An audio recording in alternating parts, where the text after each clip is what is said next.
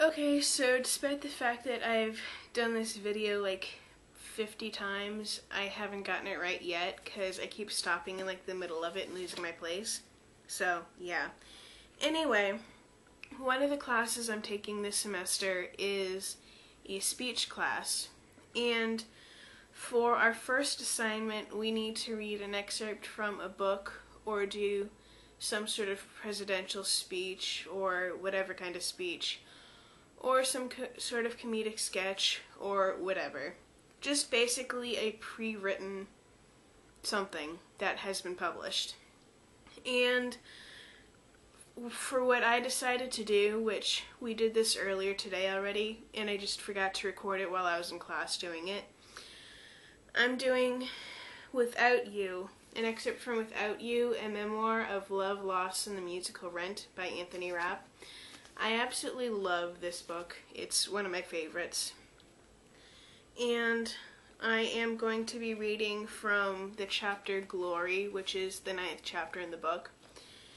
And the book is basically Anthony Rapp's autobiography and the process that the musical Rent went through, beginning to where it is now, basically. And the section I'm going to be reading is basically where Anthony is in the process of writing a letter to his mother about his sexuality. So, even though Adam had accepted me, I still longed for a sense of peace with Mom.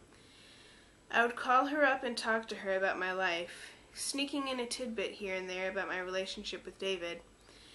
And when his name came up, she pretended it didn't bother her, but I always heard a rigid resignation in her voice.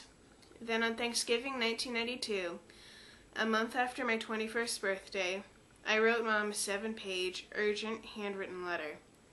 Dear Mama, this is the first letter I've written to you and I don't even know how long. And I'm as surprised as you that I'm writing it. But I thought it the best way to say everything I want to say to you, because it'll give you time to digest it and reread it, if you want to. And it'll be something you can ask me questions from or respond to, so here it goes. Where to begin? Well, I guess first of all, I love you more than anything I can say. And especially on this day of Thanksgiving, I am eternally grateful for the life you've given me. I know it was your support for me and my career and the choices I've made that have given me the confidence and responsibility and joy I have now. Thank you, thank you, thank you. I can't say it enough. But there are some unresolved issues in our relationship, and I would love it if we could resolve them and move on and have a totally free, totally communicative relationship. I feel like we've been getting better and better, but I still thought we can be even more. And I think you agree. Do you?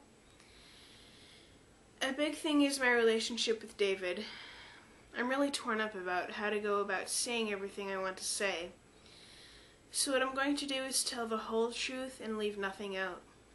And I hope you understand. First of all, I've stopped pressing the issue of trying to get you to accept the fact that I'm bisexual, because I know it made you uncomfortable to talk about it or even think about it, and I understand that it's hard for you to accept. I really do. But Mom, is it worth it for you to be upset about something you can't change? Especially if your being upset prevents you from being able to appreciate the extraordinary relationship I have with this amazing man. I'm genuinely asking, because I've respected your wishes to not bring up the subject of my sexuality, and I've discovered that I'd much rather be able to share with you the joy and fulfillment and issues and problems that are in my life because of David. I know you can talk to Anne about her and Ken, and Adam about his relationships, and I'd love it if you could do the same for me, especially since I'm your son. And I'm in a relationship with David, and that's not going to change. And believe me, Mom, please believe me, that I'm not wanting to hurt you in any way by talking about this honestly with you. I understand this might be uncomfortable for you. It is for me too. But I think and I hope you agree that a little discomfort in the moment is better in the long run, if it leads to more open communication. Do you agree? I guess the reason I'm talking about my sexuality after leaving it alone for a while is that I'm here at my friend Joan's house, and one of her sons is gay, and her other son is bisexual. And neither she, her husband, nor her daughter has the slightest problem with it. In fact, her son and his lover, who unfortunately has AIDS, are sleeping in the same bed in her house. I guess I'm telling you this to let you know that you're not alone. I know you know that. And also that it is possible for a family to acknowledge and accept the other family members' way of life without judgment. I would love it if I could bring David home and have it just be as much of a part of our family as if Anne brought Ken home or Adam brought Christina or whoever home. I don't know if that will ever be the case, but I sure would love it, and I know David would too. The truth is, Mom, we could go on as we have been, not really discussing some of these issues. But don't you agree that we could have a much better relationship if we were able to talk openly about everything with each other? Even if that means we're temporarily uncomfortable, I hope you agree. Above all, Mom, as I said before, I love you. I always will love you. And there's nothing you can say or do that will change that can change that fact, really. And it's only because I love you so much that I've been as straightforward as I have been in this letter, because it's so much more worth it to me to have you fully a part of my life, and vice versa, than to have all these things I feel I can't talk to you about. Do you feel the same way? I hope you do. Please give all my love to Annie and Rachel. Please let me know what you thought and think about this letter. I love you, Mama. Take care of yourself, and I'll talk to you soon. Love, your son, Anthony. I mailed off the letter but received no reply from Mom, in either a letter or a conversation.